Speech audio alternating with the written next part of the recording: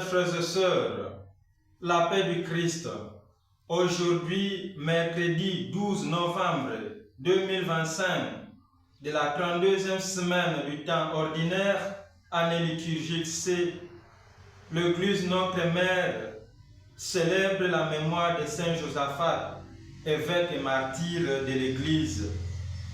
Saint Josaphat est né en 1580 et est mort le 12 novembre 1623. Un martyr de l'unité de l'Église, connu pour avoir lutté pour la réconciliation entre les églises orthodoxes et catholiques. Le texte que notre Église nous propose aujourd'hui, à savoir Sagesse chapitre 6 du 1er au 11e verset, Psaume 81 entre parenthèses 82, Luc chapitre 17 du 11e au 19e verset, nous demande de méditer sur l'action de grâce. Nous sommes appelés à rendre grâce au Seigneur. Ce passage de l'évangile d'aujourd'hui qui se concentre sur la guérison de 10 lépreux et le retour d'un seul pour rendre grâce souligne l'importance de la gratitude envers Dieu. Nous avons proposé quelques points qui feront l'objet de notre méditation en ces jours, à savoir la conception de la lèpre dans l'Ancien Testament et à l'époque de Jésus, le contexte, l'événement, le retour d'un seul lépreux, la gratitude, la foi et la réintégration à la société. Que dire de la conception de la lèpre dans l'Ancien Testament et à l'époque de Jésus? La lèpre était considérée comme une malédiction divine, comme une punition divine, comme une sanction divine pour les péchés. Une maladie qui imposait l'isolement social et religieux du malade, du lépreux. Le prêtre, à ce moment-là, jouait un rôle central en constatant l'état, en déclarant l'impureté, en ordonnant l'isolement et en cas de guérison, en supervisant les rituels de purification et de réintégration dans la société, confère Lévitique chapitre 14. La maladie symbolisait la souillure du péché, nécessitant à la fois une guérison physique et spirituelle. En l'instar de Myriam, pour avoir critiqué Moïse, serviteur de Dieu, était atteinte de la lèpre. Nombre chapitre 12. Le roi Osias, pour avoir tenté d'usurper le rôle de prêtre, dans 2 Chroniques, chapitre 26, verset 19, 2 Rois, chapitre 15, versets 5 à 7. À cause de son orgueil, il a voulu offrir de l'encens dans le temple, ce qui était réservé uniquement aux prêtres. Et il a été frappé par la lèpre. Et à l'époque de Jésus, la lèpre, elle aussi, était totalement mise à l'écart.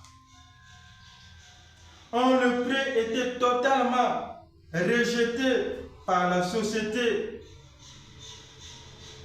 Il avait l'obligation de vivre à l'écart, car on craignait qu'il ne contamine les autres. Et tout cela se passe dans quel contexte?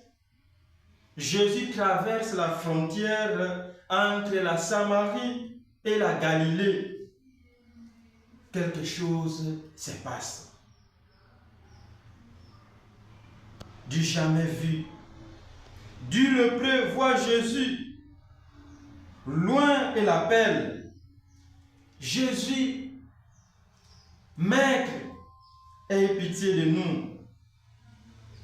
Luc chapitre 17, verset 13. Jésus les envoie se montrer aux prêtres. Lévitique chapitre 14. Et en chemin, ils sont tous guéris. La réintégration à la société, à la communauté. Parce que ceux lépreux sont venus chercher le salut, la purification, la guérison, tant physique que spirituelle. Jésus leur demande d'aller se montrer aux prêtres. Mon frère, ma soeur, tu as été rejeté par ta famille, tu vis l'isolement social, tu es mis à l'écart à cause de ta maladie, à cause de ton problème, à cause de ta situation, tu es mouillé de honte. Laisse Jésus te rencontrer aujourd'hui.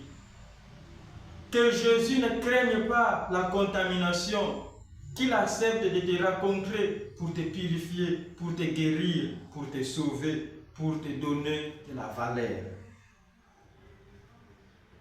Oui, en chemin, un seul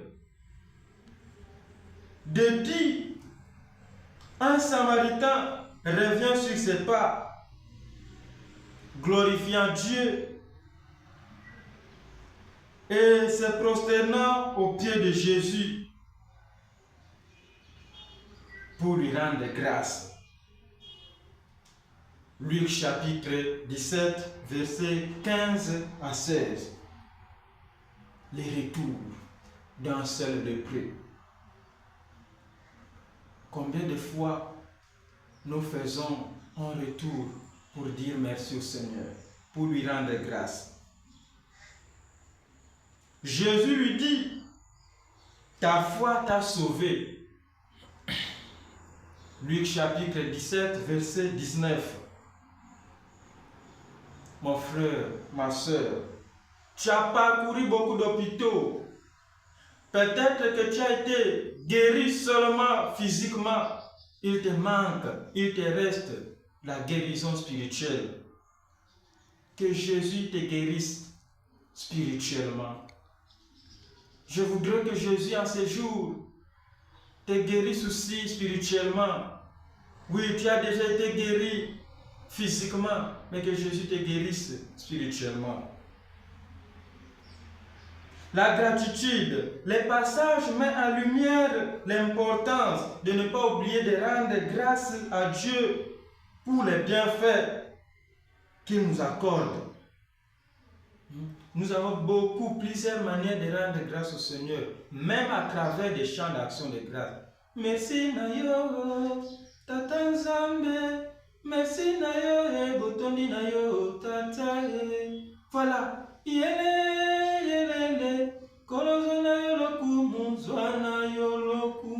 Tu as été guéri, tu as été purifié, tu as été sauvé, tu as reçu tout ce dont tu avais besoin. Rends grâce à Dieu, même à travers les chants d'action de grâce. La foi de ce lépreux, un seul lépreux, le Samaritain, nous montre combien la foi peut arracher même ce qui est impossible. Jésus montre également comment la foi est le moteur de notre salut, comment la foi est le moteur de notre guérison, comment la foi est le moteur de notre guérison, tant spirituelle que physique, tant physique que spirituelle. Combien de fois la foi est le moteur de notre problème, de notre situation, de notre déblocage, la foi. Les autres ont été, les 9 autres lépreux ont été guéris seulement physiquement. Monsieur, ce Samaritain, grâce à sa foi, grâce à son retour, grâce à son remerciement, il n'est pas seulement purifié, mais il est sauvé. Il n'est pas seulement guéri, mais il est libéré. Mon frère, ma soeur, grâce à ta foi, grâce à ton action de grâce, que le Seigneur aujourd'hui touche ton cœur, que le Seigneur te guérisse physiquement et spirituellement, que le Seigneur aujourd'hui, grâce à ta foi, grâce à ton action de grâce, qu'il débloque ta situation, qu'il te libère. Amen.